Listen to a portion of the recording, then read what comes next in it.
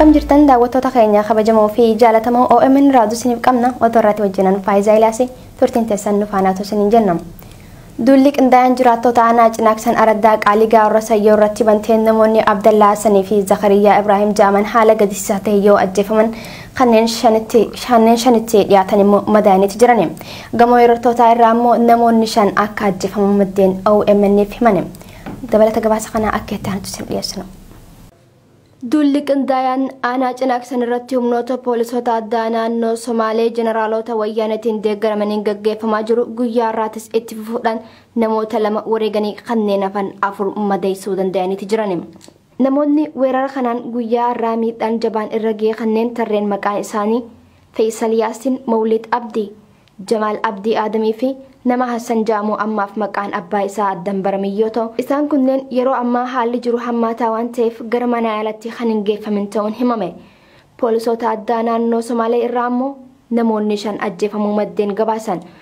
Faayidaa teenya sirraa turuudhaaf baay'ee dhiifama. Lolaa Araddaa Qaaligaa warra Sayyoo irratti banameen namni 2 wareegamanii namni tokko madaaweetu jiru. Maqaan isaanii namni wareegame Abdullahi Hassanii fi Zakariyaa Ibrahim jedhamu. Namni madaawee Nuur Usmaan jedhamu. Akka maddeen odeeffannoo keenyaa achirraa arganne ibsutti humni liyyuu poolisii humna baay'ee guddaa fi meeshaa waraanaa gurguddoo dhukaasaatti turanii uummata keenya irratti miidhaa gurguddaa qaqqabsiisanii jiranii manneen hedduu gubanii jiran lakkoofsaan beekuu dhabullee. Humnoonni kunneen torbee dabre irraa eegalanii naannoo kanatti weerara gaggeessaa akka turan eeruun hawaasni waliif tumsuudhaan ofirraa ficcisanii gara duubaatti deebisanillee guyyaa irraa humna waraanaa fi meeshaalee dabalatuun as deebi'anii duula bal'aa uummata irratti gaggeessaa akka jiran maddeen gabaasan.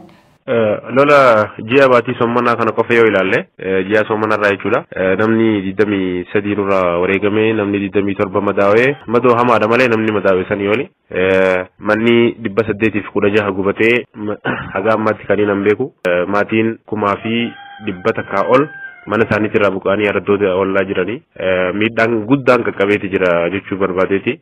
Haa ta'u garuu xiyyeeffannaan jiru baay'ee laafaadha. Lola daangaa kana akka lola gosaa fi gosaatitti ilaalanii xiyyeeffannoo itti xiqqeessuunis jira. Haa ta'u garuu uummanni keenya rakkoo guddaa keessa jira. Rakkoon kun yoo furmaata waaraa ittiin kennine ammas uummanni keenya booyuun isaa buqqa'uun uummanni keenya wareegamuun uummanni keenya lafa isaati irratti du'uun akkumatti fufeetti jira. Rakkoon poolisoota addaa naannoo Somaalee aanaa Cinaaksan irratti adeemsisan kun ji'a Ramadaanaa irraa jalqabee hanga ammaatti cimee itti fufuun duguuggaa sanyii loltoota kanneeniin hawaasa nagaa irratti raawwatamaa jiraachuu deddeebinee gabaasuu keenya ni yaadatama. Jiraataan aanaa Cinaaksan tokko akka dubbatutti lolli kun cimee gaggeeffamaa waan jiruuf miidhaa dhaqqabe dabalataan adda baafachuun ni ulfaataa jedhe. Duulli humnoota kanaan gaggeeffamaa jiru kun tibbana daran hammaachuun godinoota daangaalee Oromiyaa hunda irratti kan raawwatamaa jiru yoo ta'u guyyaa dheengaddaa ammoo godina Baalee aanaa Daawwee Sararii fi godina Harargee lixaa aanaa Mi'eessoo Araddaa Bareedaa keessatti cimee gaggeeffamaa kan jiru ta'uu oduuwwan keenya kan dabran keessatti isiniif gabaasuun keenya ni yaadatama. Qaamoleen garaagaraa lammiilee Somaalee pirezidaantiin seeraan alaa mootummaa naannoo Somaalee Itoophiyaa Abdii Mohaammed Umar aangoorraa akka gaafachaatti jiran. Ugaazonni manguddoonni biyyaa akkasumas garaadonni dargaggoonni biyyaa diyaaspooronni hundeessitoonni fi miseensonni paartiilee siyaasaa naannoo Somaalee haala yeroo irratti guyyaa irraa magaalaa Finfinneetti mari'atanii gumii uummata Somaalee haa baraaru jedhus hundeeffataniiti jiran. Muhammad Siraaj Finfinnee irraa akka itti aanutti dhiyeessa. Jilli hooggantoota ABO tokkoomee kan namoota 8 of keessatti hammatee obbo Nagayaa Jaarraa fi Jeneraal Haayiluu Gonfaatiin durfamu guyyaa kaleessaa adoolessa 10 bara 2018 hawaasa bal'aa dubbisuuf Finfinnee irraa ka'anii gara kibba bahaa Oromiyaatti imalani. Jilli kun wayita godina Arsii lixaa gaheetti magaalaa Shaashamannee fi Kofalee hawaasaa fi qarroodhaan simannaan ho'aan taasifameef jiraachuun dhagahame. Usman Baayyoo dhimma kana akka itti aanutti dhiyeessa. Jilli hooggantoota ABO tokkoomee kan miseensota 8 of keessaa qabuu fi obbo Abbaa Nagaa Jaarraa fi Jeneraal Haayiluu Gonfaatiin durfamu guyyaa kaleessaa adoolessa 10 bara 2018 hawaasa bal'aa dubbisuuf magaalaa Finfinnee irraa ka'anii gara kibba bahaa Oromiyaatti imalaniiru. Jilli kun wayitii godina Arsii lixaa magaalaa Shaashmannee gahetti qeerroo fi hawaasa magaalaa Shaashmannee fi naannawa isiitiin simannaan ho'aan isaaniif taasifameera. Hooggantoonni dhaabichaa istaadiyeemii magaalaa Shaashmanneetti argamuun hawaasaan wal arganii haasawaas taasisaniiru. Angafoonni keenya abbootiin qabsoo kanaa Jeneraal Taaddasee Birruu fa'aa, Kuniree Qixxeessaa fa'aa, Haji Aadam Saaddoo fa'aa gaafa ilmi fuudhee galuuf isatu faayaa naaqale faayaa jedhan faachii sana alaabaa kana maqaa kana wanni fuunee asitti hin galleef haala amma argame kan akka of duuba hin deebine akka ummata Oromootiif tolu akka biyya tanaaf tolu akka gaafa Afrikaatiif tolu akka addunyaafillee nagayaaf qooda kennu qabsoomna jennee abbaa qabsoo abbaa ibiddaan gubataa ture abbaa ibiddaan gubaa ture isin keessa gal isin waliin qabsaa'u waan Turtii magaalaa Shaashmanneetti uummata wajjin godhan akkuma xumuraniin imala isaanii itti fufuun gara aanaa Kofaleetti kan imale jilli kun magaalaa Kofaleetti simannaan ho'aan hawaasa abbootii gadaa abbootii amantaa qeerroo fi foolleen isaaniif akka taasifame maddeen keenya gabaasaniiru. Hooggantoonni dhaabichaa magaalaa Kofaleettis uummata isaan simachuu bahe erga galateeffataniin booda hawaasaaf haasawa godhaniiru. Magaalaa Kofaleetti jila kanaaf kennaan uffata aadaa Oromoo waccuun yookiin wayaan hawaasa magaalaa Kofaleettiin isaaniif kennameera. Simannaa magaalaa Kofaleetti taasifame kana ilaalchisuun qeerroon aanichaa tokko haala achi ture nuuf ibseera. Jilli abaa'oo tokkoomee jaal abbaa nagaa jaarraatiin durfamu akkasumas jeneraal Haayiluu Gonfaa, Dr. Qaasim Abbaa Nashaa, Dr. Nuuroo Daddafoo fi abbaa biyyaa Rooba jiloottan namoonni 8 Finfinnee irraa ka'anii Oromiyaa harmee isaanii ilaaluudhaaf godina Arsii Lixaa Shaashamannee irratti simannaa addaa taasifamee jira. Kofalee irratti akkasumas gara Dodolaa imaluu jechuudha. Hawaasni magaalaa Kofalee fi naannaa isii qeerroo abbootii amantaa abbootii gadaa hawaasa jiraata magaalaatii fi abbootiin aangoo jila kana karaa addaatii fi haala addaatiin simachuudhaan heddumminaan bahuudhaan simannaa ho'aa taasisanii jila kana gammachuudhaan simatanii anaa dhufu jechuudhaan korma akka aadaa Arsiitti itti qalanii karaa nagaatiin gaggeessanii simatanii wal barumsa taasisanii jiru jechuudha. Haala aadaa Arsii Oromootiin keessummaa yoo nama dhuftu anaa dhufu jechuudhaan wajjii yookiin bullukkoo uffisanii korma itti qalanii karaa nagaatiin gaggeessanii jiran jechuudha. Simannaa jila guyyaa har'aa wanti adda isa taasisu keessaa tokko foolleen manguddoo aanichaa aanaa Kofalee abbootiin amantaa abbootiin gadaa abbootiin aangoo aanichaa fi qaamni nageenyaa karaa tasgabbaa'ee fi karaa namatti tolu jila kana simatanii karaa nagaatiin gara Dodolaa akka galan taasisanii jiru jechuudha. Jilli kun kaleessa galgala gara aanaa Dodolaatti akka imale ibsuun guyyaa irraa ammoo hawaasa magaalaa Dodolaatti wal arguuf akka jiranis gabaafameera. Akkuma turtii magaalaa Dodolaa kana xumuraniin gara godina Baalee imaluun magaalota naannawa sanitti argamanitti goruun uummata dubbisanii magaalaa Roobee Baaleetti kan fuula'an ta'uunis himameera. Hoggansi ministeera muummee Itoophiyaa Dr. Abiy Ahmed Ali hojii dippiloomaasii seenaa Itoophiyaa keessatti ijoo ta'e hojjechuu isaa ministeerri dhimma alaa beeksise. Dubbi himaan ministeera guyyoota dhibban dabran keessatti hojii ijoo ta'an ilaalchisuun ibsa gaazexeessitootaaf kennuun dhaga'ame. Mallasaa Dirribsaa Finfinnee irraa akka itti aanuuf dhiyeessa. Ministeerri muummee Abiy Ahmed dhiibbaa ummataatiin gara aangootti erga dhufanii guyyaa 100ffaa isaanii qabatanii jiru. Guyyoota kana keessatti Itoophiyaan injifannoowwan dippiloomaasii haala adda ta'een gonfattee jirti jedhe ministeerri dhimma alaa. Dubbii himaa ministeera dhimma alaa obbo Mallasaa Lamee ibsa gaazexeessitootaaf kennaniin akka jedhanitti guyyoota 100 hooggansa ministeera muummee Abiy Ahmeditti Itoophiyaan gama dippiloomaasii siyaasaa dinagdee fi dippiloomaasii lammiitiin bu'aa guddaa galmeessitee jirti. በቅርብ ከሚገኙ ጎረቤቶቻችን olloota keenya dhiyootti argaman irraa jalqabee michoota keenya fagoo jiran waliin hojiin dippiloomaasii baay'ee cimaadha jedhamee hojjetameera. Waliigalteen Eritiriyaa waliin taasifame fakkeenya olaanaa ta'uu eeranii biyyoota ollaa kan biroo waliinis gama dippiloomaasiitiin hojiin hojjetamee hawaasa dinagdee tokko uumuu fi gahee olaanaa qabaa jiran. አካባቢያዊ ውህደት walitti makamiinsi naannawaa akka jiraatu tokkummaan ardii akka jiraatu Itoophiyaan tattaaffii gootu hooggansaaree Dr. Abiy Ahmediin cimee itti fufuun guyyaa 100ffaa jedhamee fudhatamuu danda'a. Hojiin gama dippiloomaasii siyaasaatiin hojjetame gama dippiloomaasii dinagdeetti tarkaanfachuun dinagdee biyyattii dadammaqsuu fi humna ta'aa akka jiru dubbii himaa ministeerichaa eeranii hojiin rakkoo hanqina sharafa biyyattii irra jiru furuu fi hojjetames yeroo gabaabaa keessatti furmaata fidaa jiraachuu shimani. ባለው የሰላምና መረጋጋት ጉዳይ ላይ እምነት ያደረባቸው haala nageenyaa fi tasgabbii jiru irratti amantaa godhataa akka dhufan kan taasise kaampaaniiwwan gamtaa Emireetota Arabaa hedduun torban dabre keessattuu hospitaalaa fi dameewwan fayyaa biroo irratti bobba'uuf dureeyyii isaanii Finfinneetti erguun ministeera muummee wajjin mari'atanii jiru. Guyyoota 100 dabran keessatti Itoophiyaan hanqina sharafa alaa isii mudatee waliin wal qabatee deeggarsa sharafa alaa argachuun kan itti danda'ame. Guyyoota 100 darbanitti hojii dippiloomaasii garlamee hojjetamaniin gamatti hojiiwwan dippiloomaasii gam hedduu hojjetameen bu'aa guddaan argamu dubbatanii jiru. Hojii dippiloomaasii lammii hojjetameenis lammiileen Itoophiyaa 3,000 caalaan biyyootii garaagaraatti mana hidhaa keessa turan akka gadhiifaman taasisuun gamatti lammiilee Itoophiyaa hedduun waggootan hedduu fi sababa siyaasaatiin biyya isaaniitii baqatanii turan gara biyyaatti akka deebi'an taasifamuun hojii fakkeenyummaa qabu jedhe ministeerri dhimma alaa Itoophiyaa. Lammiileen Oromoo naannoo Somaalee keessaa buqqaafamanii Burraayyuu Ashawaa Meedaa qubsiifaman rakkoo akkaan jabduu keessummeessaa jirraa jaan. Dhabamuu qulqullinaarraa kan ka'e buqqaafamtoonni kunneen dhibee garagaraatiif saaxilamuu dubbatu Mohammed Fantaallee dhimma kana akka itti aansisaniif dhiyeessu.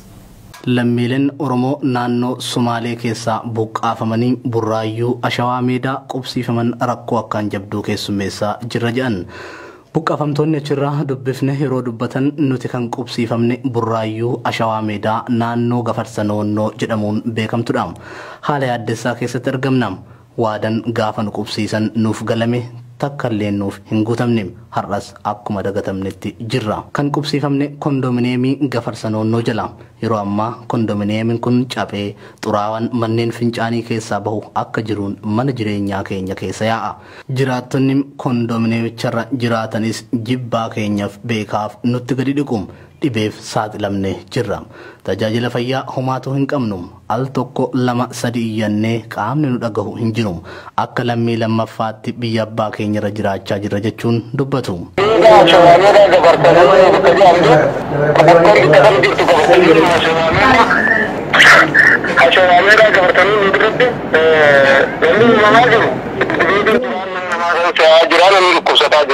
Haalaan namni dhukkubsataa jira miidhamaa jira. Warreen gartee sintimeetii kana irra gattaa jiru kondominiyeem kana maan irraa cufnee inni waggaa gaafanne hin dhaabuu jechaa jira. Hin dhaabuu hawaawii mootummaan haa dhaabuu ijaan mootummaan waggaa gaafanne hin dhaabnaa jijjiiramee inni kan jiru kaabinoonni kan muduratti jechuudha. Dhibbaa takkaa fi 70 bikkatan jira. Rakkoon bikkatan jirtu immoo rakkoo fooyya'aa deemtuu miti. Qaama dhimma ilaallatu waggaa inni bulchiinsi 7 iyyaan jijjiiramaa jiru kun haatattaa maan furmaata harkachuu qaba. Takka wanni yaadaan galan hin jirtu namni dhufee nama laalu hin jiru nuti bikka kana keessatti akka lammii lammaffaatti jiraachaa jirra. Akka lammii gartee biyyaatti jiraachaa hin jirru. Maaliif akka lammii biyyaatti jiraachuu dhabna? Mirgi keenya maa eegamuu dhaba? Iyyonni bakkarra lamarra sadi iyyonni ijoollee biyya tanaa dargaggoo biyya tanaa qeerroo biyya tanaa wajjin taane haga dhimmi ilaallatu jenne illaa gattee gaarii qaama namni jaabu kan gartee biyya lammaa keessa taa'u kan afaan Oromoo bare malee Oromoo bira dhaabbannee ittiin rakkoo kana furuudhaaf. Lammiileen naannawa kana qubsiifaman kunneen lakkoofsan 170 yogguu ta'an gargaarsa fi carraan hojii isiniif kennama jedhamanii ture homaatu kan hin jirre ta'us maddi keenya oduu kana nuu laate ibseera. Rakkoo jirus bulchiinsa aanichaattis iyyatanii deebii homaatu hin arganne.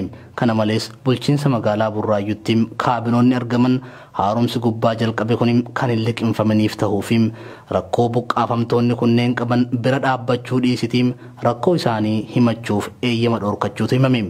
Kanaaf rakkoo akkaan ulfaattuu keessa waan jirruuf mootummaa naannoo Oromiyaatis ta'ee qaamni dhimma ilaallatu akka nu dhaqqabuun dhaamsa lammiilee Oromoo magaalaa Burraayyuu Ashawaa Meedaa qubsiifamaniiti.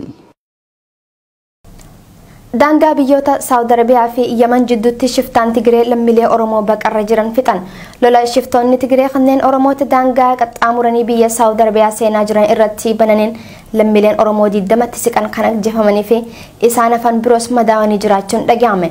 Akka namni garasii dubbifne ibsutti yeroo ammaa reefka lammiilee Oromoo 16 ol shiftoota kanneeniin magaalaa Alqahar daangaa irratti argamtu irratti ajjeefamanii hospitaala galchuudhaan kan qoratamaa jiran ta'uun ibsame.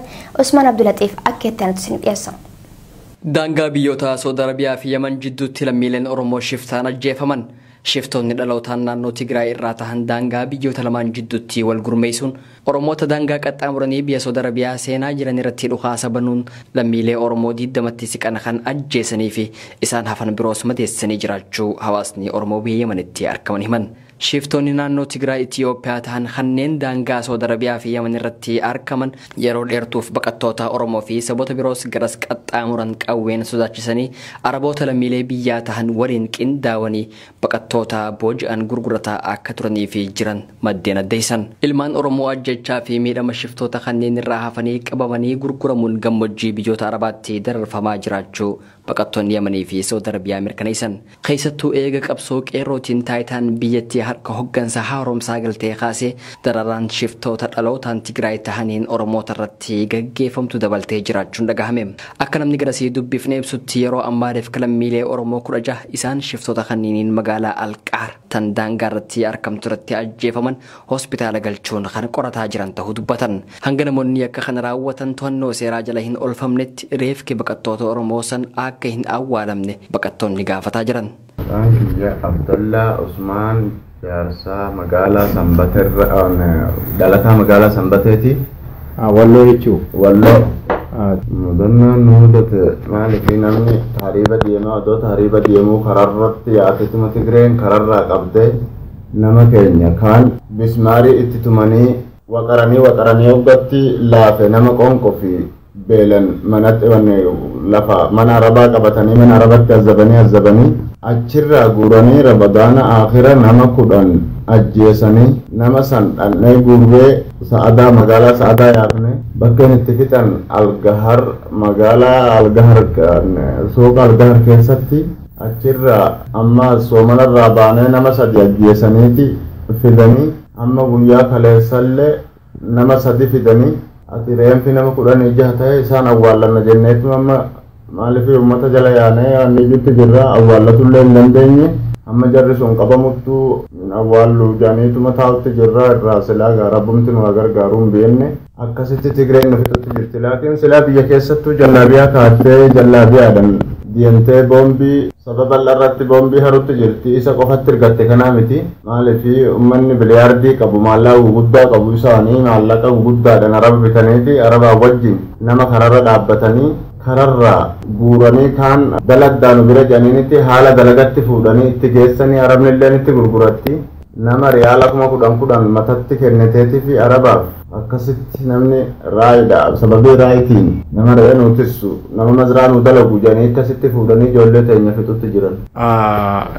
Wanni sababni kun yeroo laaltan haaluma biyya keessa deemaa jiru wal qabata jechuudha. Wanni biraa maaltu jira duba kanuma maaliif lafumarra wanni nuti Oromoo taate haadhumtu jechaadha malee miskiina karaa deemu namni bismaarii itti tumee ibiddaan gubee rasaasan nama tokkicha xiyyiit 30 dhahu jechuun maaliif biyya Yemenitti rasaasni rikkaashi akka biyya keenyatti miti ruuhi nama tokkichaa xiyyiit 30 dhahanii laakiin amma reenfi tallaajaa jiru nama 16 kanarra silaati alaa kulli haal rabbiin nu gargaaru nama qarbanna jennee jala dhaabbatutti jirra rabbiin nu gargaaru silaa guyyurraa ammas dhaabbataan jiru keessattuu nama 14 bakka takkatti nama dhume ajaadhaa irra dhaabbatu dadhabne jee namni bira darbe nama 16 kana gamta tallaajaa keenyaaf malee kan ala jiru 10,000 lakkaa'ama maaliif guyyurraa namni odoon dhumne oolu Tigreen hidhattee huduuda Suuditti galtee ilmaan Oromoodhaa lafarraa geessisutti jiru ilmaan Oromoodhaa laakiin akka biyyarraa bahanii akka malan qabne karaa kanatti tahan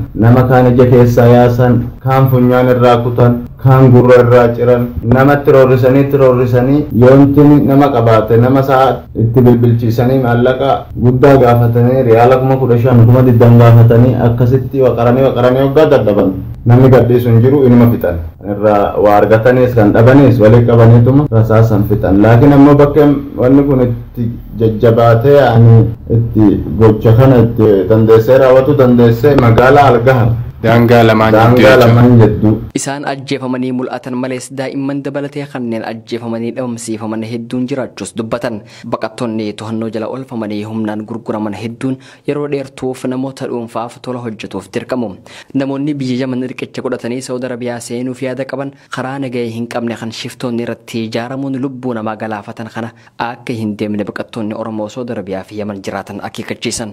Namni keenya namni tokko akka Suudiin bahajee biyyarraa bahee harka alagaatiin bakka malan qabnetti akka malan qabnen tahu hin barbaannu namni keenya akka biyyarraa hin baane maaliif Oromootti wanni labsannu akka maaliif nuuf nama kana dhowwan ijoollee xixiqqoo of hin beekne daa'ima kararra yaa'u kana walitti qabanii fixutti jiranii kana waan biraa waan jennu maaltu jira akka namni biyyaan baane nama biyya irratti akka ittifamu ummanni Oromoodha. Nama Oromoodha akka dura dhaabbatanii harka alagaatiin akka agulun taane haadha fi abbaan ni jiran jeequba qabanii maqaa isaanii nama tokko hin beeknu nama 16 namni amma maaliif tallaajaa keessa jiru nama 14 namni Suudii keessatti dhumee bakka takkatti ciisutti jiru. Tole daawwattoota keenya kabajamoo fi jaalatamoo oduun irraan tan isiniif qabnu kanuma fakkaata gama ogummaa